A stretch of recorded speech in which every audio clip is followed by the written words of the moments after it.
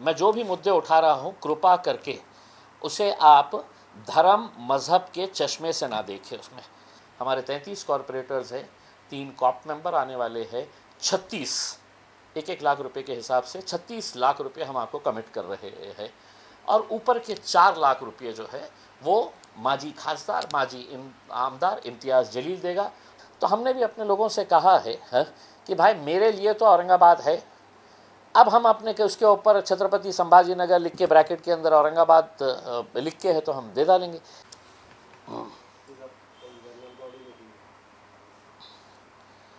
देखिए पिछले 6-6.5 साल के बाद महानगर पालिका की पहली जनरल बॉडी मीटिंग होने वाली है।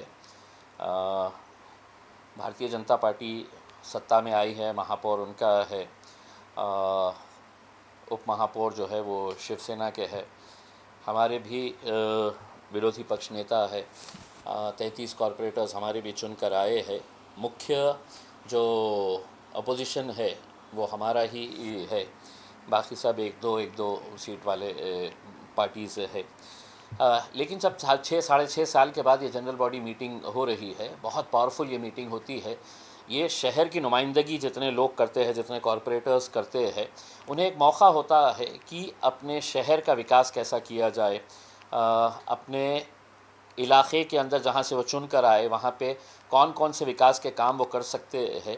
ये सब मुद्दे जो है जनता जिनको वोट देकर वहाँ पर भेजी है कि तुम जाओ महानगर पालिका की इस मीटिंग के अंदर हमारे मुद्दे रखो। लेकिन मुझे बड़ी हैरानी हुई और बहुत अफसोस भी हुआ है कि जब हमने इसका जो ये एजेंडा देखे है, कार्यक्रम पत्रिका जो महानगर पालिका के अंदर तैयार हुई है 6.5 साल के बाद ये मीटिंग होने जा रही है, तो उसमें जो मुद्दे सामने आए हैं वो बहुत ही अफसोसनाक इसलिए है कि महानगर पालिका की बेसिक जिम्मेदारी होती है वो रास्ते बनाना, ड्रेनेज देखना, लाइट देखना, महानगर पालिका के स्कूल्स का एजुकेशन को बेहतर बनाना, महानगर पालिका के अंडर आने वाले हॉस्पिटल्स को बेहतर बनाना, इंफ्रास्ट्रक्चर डेवलप करना, गार्डन्स डेवलप करना, प्लेग्राउंड्स डेवलप करना, खड्डा मुक्त शहर बनाना। ये सब काम जो है ये महानगर पालिका से उम्मीद की जाती है और यही उनका दायित्व है, उनकी जिम्मेदारी है कि ये काम वो करे। लेकिन अब ये एजेंडा के ऊपर अगर नज़र डालें, एक बात मैं साफ तरीके से कहना चाहता हूँ, मैं जो भी मुद्दे उठा रहा हूँ कृपा करके उसे आप धर्म मज़हब के चश्मे से ना देखें। उसमें कोई ना कोई बोलने वाला चाहिए। आज कोई बोलने के लिए तैयार नहीं है, मैं बोल रहा हूँ। मुझे मालूम है कि मेरे इस बोलने के ऊपर भी लोगों को बड़ा तीखा लगेगा और मेरा जमकर वो विरोध करेंगे, लेकिन मैं उसके बावजूद भी बोलूँगा क्योंकि सच बोलना आज बहुत ज़रूरी हो गया है। अब ये मुद्दा है, देखिए महानगर पालिका में जितने भी कॉरपोरेटर्स विशेषकर भाजपा और शिवसेना की तरफ से जो चुनकर आए हैं, उन्होंने जो अपने सवाल रखे हैं पहली मीटिंग के अंदर, 6.5 साल के बाद होने वाली मीटिंग के अंदर, उन्होंने पानी के ताल्लुक से, कचरे के ताल्लुक से, एजुकेशन हेल्थ के ताल्लुक से नहीं, ज़्यादातर लोगों ने डिमांड किए है कि हमारे एरिया के अंदर ये फ़लाँ का एक पुतला लगाना चाहिए। किसी ने कहा कि इसका स्मारक एक बनना चाहिए, किसी ने कहा कि ये सड़क का नाम ये होना चाहिए, किसी ने कहा कि वो गली का नाम ये होना चाहिए करके। उसमें सब महापुरुषों के नाम है उसमें। लेकिन जब इन महापुरुषों के नाम को इस तरीके से अपने राजनीतिक स्वार्थ के लिए इस्तेमाल किया जा रहा है, तो वो राजनीतिक तौर के ऊपर अगर हम देखें तो ये जो महापुरुष है, इन्हें ना किसी सड़क के नाम की ज़रूरत है, ना किसी गली के नाम की ज़रूरत है, ना उन्होंने कहा है कि मेरा पुतला बनाओ करके। सही मानों में अगर इनको सही तरीके से मानना है तो इनके नाम के ऊपर भव्य स्कूल्स खोलिएगा, भव्य आप इनके नाम के ऊपर इंफ्रास्ट्रक्चर प्रोजेक्ट्स डालिएगा, गार्डन्स बनाइएगा, बच्चों के लिए प्लेग्राउंड्स बनाइएगा। लेकिन पुतले बनाना है। अब पुतले भी जो बनाए जा रहे हैं, कोई भी नेता अपने जेब से पैसा नहीं दे रहा है, ये जनता का पैसा किस तरीके से दुरुपयोग किया जा रहा है इसके अंदर। एक पुतला कोई 10,000, 20,000, 50,000, लाख रुपये का नहीं आता है, इसमें 2 लाख 5 लाख का भी नहीं आता है, 10 लाख का भी नहीं आता है। अब ये एक ठहराव आया है जिसमें एक पुतला बिठाया जा रहा है महात्मा बसवेश्वर महाराज। इनका एक पुतला यहाँ पर बिठाया जा रहा है टीवी सेंटर मजनू हिल के पास। इसमें महात्मा बसवेश्वर महाराज लिंगायत समाज के बड़े नेता और एक सामाजिक कार्य के ज़रिए उन्होंने कर्नाटक के अंदर बहुत अच्छा काम किया था। जैसा महाराष्ट्र के अंदर ज्योतिबा फुले, सावित्रीबाई फुले ने किया था, वैसे बसवेश्वर महाराज ने कर्नाटक के अंदर समाज की बुराइयों के ख़िलाफ़ लड़ने का काम किया था। लेकिन उन्होंने जाते वक्त ये नहीं कहा था कि मैंने इतना अच्छा काम करा हूँ और तुम है तो मेरे नाम के पुतले बनाओ करके। अब एक पुतला जो उनका यहाँ पर बिठाया जा रहा है, वो कितने पैसे लगने वाले हैं महानगर पालिका की तिजोरी में से। ऑलरेडी कंगाल तिजोरी है महानगर पालिका की, बेईमानी से भरी हुई है महानगर पालिका के अंदर। ये पुतले की कीमत है 2 करोड़ 2,67,63,478। जी हाँ, आपने सही सुना है, 2 करोड़ तकरीबन 68 लाख, 2,68 लाख का ये एक पुतला बसवेश्वर महाराज का बनाया जा रहा है। ये पैसा किसका है? ये पैसा मेरा है, जो मैं टैक्स देता हूँ, वाटर टैक्स देता हूँ, प्रॉपर्टी टैक्स देता हूँ। ये टैक्स का पैसा जो जनता देती ये करती है। लेकिन महानगर पालिका के अंदर कुछ ऐसे लोग चुनकर जाते हैं जिन्हें रास्ता, पानी, ड्रेनेज, स्कूल, हेल्थ, एजुकेशन, इससे कोई लेना देना नहीं है। वो सिर्फ किस तरीक़े से अपने वोट बैंक को इंटैक्ट रखे। मैं महात्मा बसवेश्वर महाराज, इनके बारे में अगर पढ़ेंगे तो यकीनन एक बहुत अच्छा कार्य करने वाले महाराज थे। लेकिन उनके नाम के ऊपर ये पैसा मेरे और आपके जेब से निकाल कर न जाने महानगर पालिका क्या साबित करना चाह रही। और सिर्फ यही नहीं है, अब एक दूसरा है, मुझे मालूम है कि इस बारे में अब एक प्रस्ताव ये है, सुनिएगा ज़रा, मराठी के अंदर है। प्रस्ताव सादर करण्यात येते की प्रभाग क्रमांक 20 अंतर्गत होटल अमरप्रीत ते शानूर मियाँ दर्गा चौक रस्त्यावर जय विश्वभारती कॉलनी इथे सध्या सावरकर चौक अस्तित्वात आहे। सदर प्रभागात श्री सावरकर यांना मानणारा वर्ग अनुयायी मोठ्या प्रमाणात आहे। सावरकर यांचे विचार व कार्य जनसामान्य नागरिकांपर्यंत समाजात पोहोचवणे व रुजविणे आवश्यक असल्याने सदर ठिकाणी माननीय श्री सावरकर यांचा पुतळा चौकात बसविण्याची मागणी प्रभागातील नागरिकांनी केली आहे।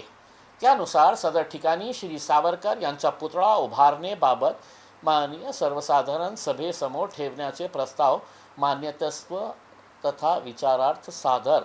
सूचक कौन है? तो त्रिंबक गणपतराव तुपे। और अनुमोदक जो है वो एक दलित समाज के कॉरपोरेटर है, जालिंदर महादेव शेंडगे, सावरकर को मानने वाले। अब ये प्रस्ताव कल आने वाला है, यानी कि इसके ऊपर भी 2.5-3 करोड़ रुपये इसके ऊपर भी लगा दिए जाएंगे इसमें, क्योंकि सावरकर उनको बहुत मानने वाले लोग हैं और उन्होंने कहा कि हमको प्यासा रहेंगे, हम तैयार हैं, हम खड्डों में रहेंगे, हम गंदगी में रहेंगे, हमें स्कूल और हेल्थ का कोई लेना देना नहीं है, हमको सावरकर का पुतला चाहिए करके। तो उन्होंने ये सावरकर के पुतले की मांग किए है और मुझे यकीन है कि ये भी पास हो जाएगा। 2.5-3 करोड़ रुपये वैसे भी इसके अंदर से निकल जाएंगे। किसी ठेकेदार को बुलाया जाएगा, आधे जेब में रखा जाएगा, आधे का पुतला बनाया जाएगा और फिर कहेंगे कि ये महापुरुषों का आदर सम्मान करने के लिए हम ये कर रहे हैं करके।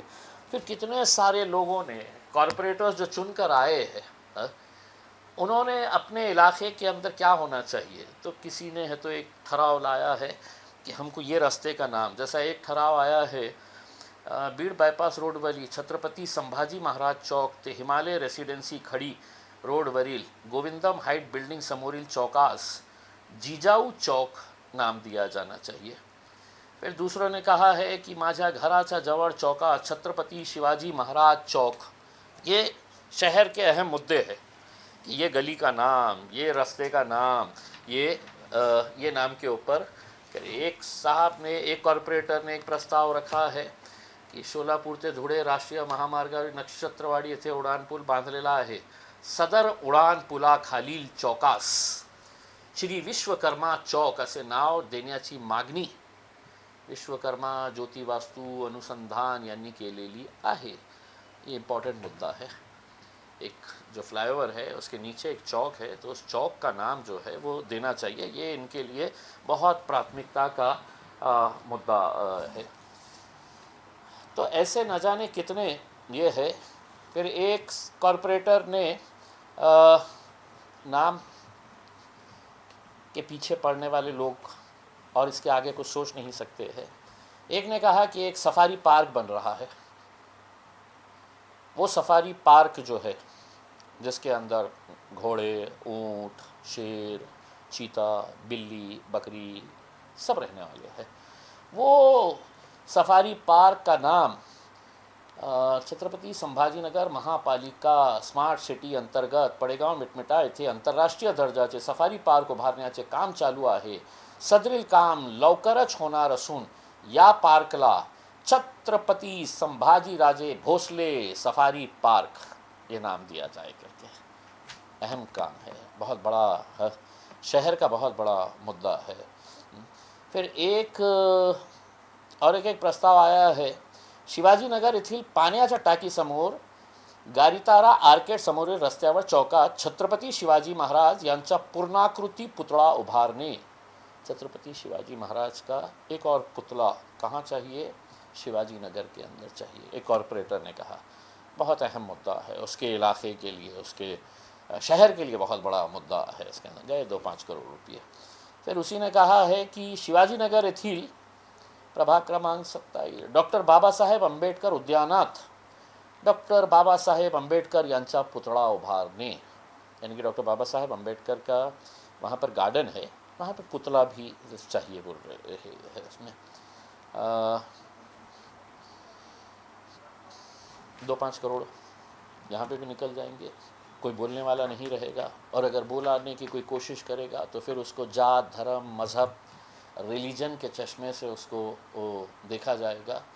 तो ये सब मुद्दे जो है, ये मुद्दे देखने के बाद ये आपको यकीनन इस बात का अफसोस होता है कि 6.5 साल के बाद महानगर पालिका की जनरल बॉडी मीटिंग हो रही है, जहां उम्मीद की जा रही थी कि शहर के अहम मुद्दों के ऊपर चर्चा होगी, लेकिन अब मुद्दे वही, पुतले बना दो, ये रास्ता, ये गली, इसका नाम बदल दो, ज़ू का नाम बदल दो, म्यूज़ियम का नाम बदल दो, ये बिल्डिंग का नाम बदल दो करके ये मुद्दों के ऊपर चर्चा होने वाली ही है इसमें।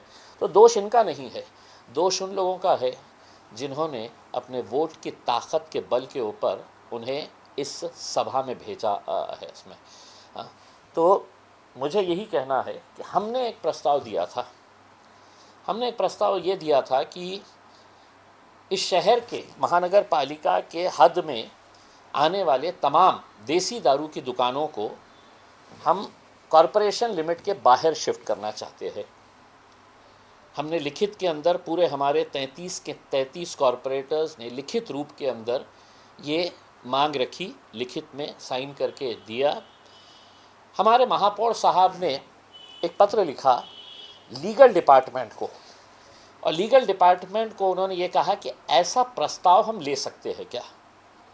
महापौर साहब, लीगल एडवाइस लेने की ज़रूरत नहीं है। आजकल टेक्नोलॉजी बहुत आगे बढ़ गई है। अपने ऑफिस में बैठे बैठे अगर गूगल कर लिए होते आपने कि इस देश के अंदर कितने शहरों की कितनी महानगर पालिकाओं ने इस तरह का प्रस्ताव पास किया है करके।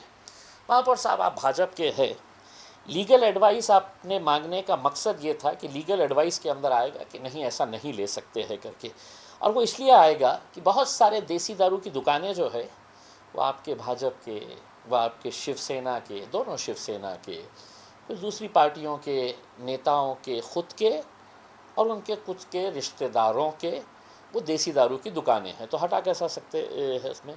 तो ये यकीनन ये आपने सिर्फ उलझाने के लिए ये भेज दिया है। अब आपकी मालूमात के लिए मैं बताता हूँ, मध्य प्रदेश में आपकी सरकार है, भारतीय जनता पार्टी की सरकार है। मध्य प्रदेश के अंदर 19 महानगर पालिकाओं ने ये फैसला लिया था, नगर पालिका और महानगर पालिकाओं ने, कि हम अपने शहर के अंदर शराब की खरीद और बिक्री नहीं होने देंगे करके। ये भारतीय जनता पार्टी की, आप गूगल कर ले तो उसमें पता चल जाएगा। पिंपरी के अंदर इस तरीके का एक प्रस्ताव पास किया गया था। इसके अलावा पनवेल के अंदर, पनवेल में भारतीय जनता पार्टी ने ये प्रस्ताव लेकर आया था और यूनानिमसली, 2017 की बात है, यूनानिमसली उन्होंने इस ठराव को पास किया था कि हम अपने इलाके के अंदर हम शराब नहीं बेचने देंगे, देसी दारू की दुकानें हम बंद कर देंगे करके। तो आप लीगल एडवाइस क्या मांग रहे हैं? आप अपने आकाओं से पूछ लेना था, मध्य प्रदेश की हुकूमत से, कि आप भाजपा वाले हैं, आपने ऐसा कुछ किए थे क्या करके। गूगल के अंदर आपको दिख जाता था उसमें है। तो मेरा यही कहना है कि हम चाहते हैं कि ये शहर अच्छा हो, तरक्की हो इसके अंदर, और ऐसे मुद्दे जो समाज की बुराई को बढ़ावा देते हैं उन सब को हम साथ में मिलकर आकर इसे पास करने की ज़रूरत है इसमें। लेकिन आपका एजेंडा अलग है, हमारा एजेंडा अलग है। ना तो हम पुतलों की मांग कर रहे हैं, ना हम किसी स्मारक की मांग कर रहे हैं। आपको याद होगा, आप इसके अंदर स्मारक भी बनाना चाह रहे हैं किसी का। एक स्मारक आपके नेता का भी बनने वाला था, जालना रोड के ऊपर आदरणीय गोपीनाथ मुंडे साहब का स्मारक बनने वाला था। उस वक्त सब ने उसका समर्थन किया था, इम्तियाज़ जलील ने उसका विरोध किया था। फिर हाई कोर्ट में गया था, हाई कोर्ट में जाकर PIL फाइल किया था, और PIL का नतीजा है कि आज वहाँ पर स्मारक की जगह पे 400 बेड का हॉस्पिटल बन के तैयार है। रिक्रूटमेंट शुरू होने वाले है और कुछ ही महीनों के अंदर महापौर साहब आपके ही हाथों से वो हॉस्पिटल का इनॉग्रेशन होने वाला है। तो हम आपसे यही अनुरोध करना चाहते हैं कि ऐसे मुद्दों को आप मीटिंग्स में ना लाकर आप शहर के ताल्लुक से जो भी अच्छे मुद्दे हो सकते हैं उसके बारे में चर्चा करें तो ज़्यादा बेहतर होगा। और हाँ, अगर आपकी ज़िद यही है, आपकी सोच, भारतीय जनता पार्टी की और शिवसेना की सोच यही है कि हमें तो पुतले बनाने का है करके, तो फिर एक काम करते हैं, महानगर पालिका का पैसा नहीं उठाते हैं, महानगर पालिका से 1 रुपया भी नहीं लेंगे। महानगर पालिका से कहेंगे कि तुम्हारा पैसा जनता का पैसा है, इससे आता है, तो हम ये पैसा महानगर पालिका का स्कूल में, हॉस्पिटल्स में, रोड में, ड्रेनेज में, लाइट्स में, इसके अंदर खर्च करेंगे करके। तो फिर पुतले तो आपको बनाना है। तो ऐसा करते हैं, एक ठराव पास करते हैं कि महानगर पालिका के अंदर 115 कॉरपोरेटर्स है, 115-16 कॉरपोरेटर्स है। हर कॉरपोरेटर जो है वो अपनी जेब से 1-1 लाख रुपये देगा। 1,15,00,000 रुपये आ गए। 10 कॉप मेंबर आने वाले हैं, 125 करोड़ रुपये आपके पास तो वैसे ही जमा हो गए। फिर आपके आमदार है, खासदार है, महापौर है, उप महापौर है, ये सब जने मिलकर अगर कंट्रीब्यूट करें तो महानगर पालिका के ऊपर इन पुतलों का बोझ नहीं पड़ेगा, उसमें हम अपने जेब से देंगे। और चलिए हम शुरुआत करते हैं। आप ठराव पास कर लीजिएगा कि अब महानगर पालिका 1 भी रुपया अपनी तिजोरी में से नहीं देंगी, बल्कि लोक प्रतिनिधि और लोगों से पैसा जमा करके अब हम पुतले बनाएंगे करके। हमारे 33 कॉरपोरेटर्स हैं, 3 कॉप मेंबर आने वाले हैं, 36, 1-1 लाख रुपए के हिसाब से 36 लाख रुपए हम आपको कमिट कर रहे हैं।